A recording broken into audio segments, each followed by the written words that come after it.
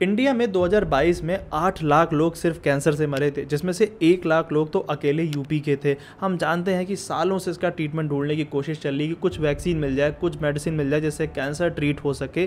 फिलहाल मार्केट में एक वैक्सीन रोल आउट हो गई है जिसको लाखों लोगों के ऊपर टेस्टिंग भी किया गया। इनफैक्ट यूके में तो एक डेटा चेक किया गया, 11 साल का डेटा, जिसमें जिन लोगों को ये वैक्सीन दी गई थी उसमें 87% लोगों को सर्विकल कैंसर नहीं हुआ वर्सेस जिनको ये वैक्सीन नहीं दी गई थी। And the good news is कि शायद आपको पता होगा कि दुनिया में सबसे बड़ा largest vaccine producer country India ही है। तो इंडिया ने भी अपनी होम ग्रोन वैक्सीन बना ली है कैंसर से लड़ने के लिए। अब ये कैसे मिल रही है, कहाँ मिल रही है, कौन लगा सकता है, कौन नहीं। देखो, एक वायरस होता है HPV, ह्यूमन पेपिलोमा वायरस। ये इतना कॉमन है कि 80 से 90% लोगों की लाइफ में एक ना एक बार ये आता ही आता है। ये वैसे बेसिकली इसको STI की कैटेगरी में रखा जाता है, सेक्सुअली ट्रांसमिटेड इन्फेक्शंस में। लेकिन ऐसा नहीं है कि सिर्फ सेक्सुअली ही ट्रांसमिट होता है। इनफैक्ट ये एक skin to skin contact type का वायरस है। तो अगर किसी के अंदर HPV है और आपसे उसका हाथ भी भले टच हो जाता है, तो अगर वो वायरस आपके हाथ के थ्रू आता है तो आपकी बॉडी में आराम से आ सकता है। और पता इसलिए नहीं चलता क्योंकि हमारी बॉडी कैपेबल इनफ है इससे लड़ने के लिए, इससे फैले हुए इन्फेक्शन से लड़ने के लिए। और in most of the cases हमारी बॉडी इसे फाइट करके इस इन्फेक्शन को बॉडी से बाहर भी निकाल देती है और ऐसा कोई सिम्टम भी खास नहीं आता जिससे आप बहुत ज़्यादा परेशान हो या इस बारे में सोचो। लेकिन अब दिक्कत यही होती है कि जो HPV वायरस है वो एक मतलब पूरा ग्रुप समझ लो, लगभग 200 वायरस का, उसमें से 99% वायरस तो बॉडी हमारी कैपेबल है उस इन्फेक्शन को मारने के लिए। लेकिन जो 1% का वायरस है ना, उस 1%, उसे हाई रिस्क वायरस बोलते हैं HPV कैटेगरी में, और उससे भी हमारी बॉडी कोशिश करती तो है लड़ने की, लेकिन कई बार वो उसे पूरी तरीके से नहीं निकाल पाती। बस वही 1% हमारी सेल्स में घुस जाता है और सेल्स के अंदर अपने आप को मल्टीप्लाई करके हमारी नॉर्मल सेल्स को एबनॉर्मल सेल्स में करने लग जाता है। और वही एबनॉर्मल सेल्स के चांसेस बन जाते हैं कि वो आगे जाकर के कैंसरस सेल्स में कन्वर्ट हो जाएंगी। और ये जो 1% का वायरस है ना, ये सबसे ज्यादा फैटल वीमेंस के लिए होता है। इंडिया में जो सेकंड मोस्ट कॉमन कैंसर है वो आपका सर्विकल कैंसर ही है, और उसमें भी 80 से 85% सर्विकल कैंसर इंडिया में इसी 1% बचे हुए HPV के कारण होता है। और इसी HPV से प्रिवेंशन के लिए ये वैक्सीन बनाई गई है और इसीलिए इसका नाम HPV वैक्सीन नाम से आपको देखने के लिए मिलता है। अब बार बार आपको HPV के केस में सर्विकल कैंसर नाम सुन करके लग रहा होगा कि अच्छा तो ये सिर्फ सर्विकल कैंसर के लिए होगी, बट ऐसा नहीं है।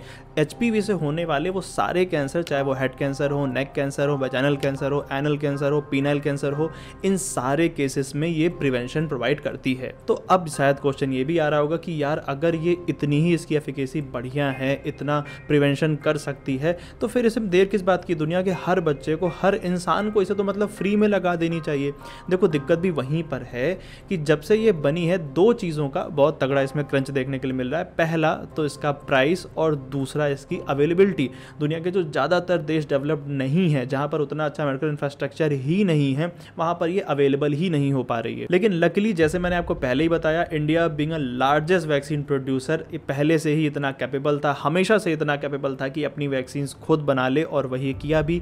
अपनी होम ग्रोन HPV वैक्सीन खुद ही बना ली है। लेकिन इसमें एक मिस इन्फॉर्मेशन बहुत बुरी तरीके से फैली हुई है कि क्योंकि बार बार इसका नाम HPV है और ये सर्विकल कैंसर के साथ जुड़ती है, तो फिर ऐसा माना जाता है कि ये फिर सिर्फ वीमेंस के लिए ही होगी, और उसमें भी ये तो सिर्फ 9 से 15 साल तक बच्चों के लिए ही होगी, और उसके बाद तो उसका क्या ही फायदा है। फिलहाल ऐसा कुछ भी नहीं है। ये सारी स्टडीज बहुत पुरानी है, नई स्टडीज, नई गाइडलाइंस मैं आपको ऑफिशियल अभी प्रूफ के साथ दिखा दूंगा। और अब हम बात कर लेते हैं कि कहाँ मिल रही है इंडिया में विद डॉक्यूमेंट, विद प्रूफ, और कैसे लगवानी है, किसे लगवानी है, कौन लगवा सकता है, कौन नहीं। ये जो डॉक्यूमेंट आप ऑन स्क्रीन देख रहे हो, ये Rajiv Gandhi cancer institute and research centre का ऑफिशियल आर्टिकल है। डेट के साथ आपको दिख रहा होगा, 10 मई 2023 का आर्टिकल है। किसने लिखा है उसकी अथॉरिटी भी आपको नीचे दिखा देता हूँ। Doctor Indu Agarwal, HOD, department of preventive oncology. Oncology basically medical की वो स्ट्रीम जिसमें सिर्फ कैंसर के बारे में स्टडीज होती हैं। तो इसमें अगर आप देखोगे, इसका लिंक आपको डिस्क्रिप्शन में मिल जाएगा। एज एंड डोजेस रिकमेंडेशन में आपको दिख रहा होगा 9 से 14 साल तक के बच्चों के लिए 0 एंड 6 मंथ में, मतलब कि 2 डोजेस लगने हैं, दोनों ही, मेल फीमेल कोई भी हो। और इसके बाद 15 से 26 साल के बीच में आपको 3 डोजेस लगने हैं। 27 से 45 साल के बीच में भी आपको 3 डोजेस लगने हैं। बाकी की डिटेल्स भी इस डॉक्यूमेंट में दी हुई हैं कि किस केस में आपको डॉक्टर से कंसल्ट कर लेना चाहिए, किन केसेस में लगवाना है, नहीं लगवाना है। तो प्लीज़ एक बार डॉक्यूमेंट देख जरूर लेना। अब अगर बात ये आती है कि लगवानी कहाँ से, कहाँ मिलेगी कहानी। देखो, दो आपको ऐसी कॉमर्स वेबसाइट दिखाता हूँ जो आपने ऑलरेडी सुन रखी होगी, टाटा 1mg और दूसरी आपकी अपोलो फार्मेसी। दोनों में 3,300 रुपये की गार्डासिल नाम से आपको देखने के लिए मिलती है। जूम करके देखोगे तो HPV ह्यूमन पैपिलोमा वायरस उसमें साफ साफ दिख रहा होगा देखने के लिए। अब आपको ये लगवानी है कि नहीं लगवानी है, ये आपका कंसर्न है और आपको अपने डॉक्टर से कंसल्ट करना चाहिए। मैं कोई मेडिकल हेल्थ केयर प्रोफेशन नहीं हूँ, तो मैं बस जनरल अवेयरनेस के लिए वीडियो बना रहा हूँ, इसलिए आपको ये वीडियो तो शेयर कर देना चाहिए ज़रूर अपने फैमिली और फ्रेंड्स के साथ। मे भी शायद आपकी वजह से किसी और का कैंसर प्रिवेंशन हो सकता है।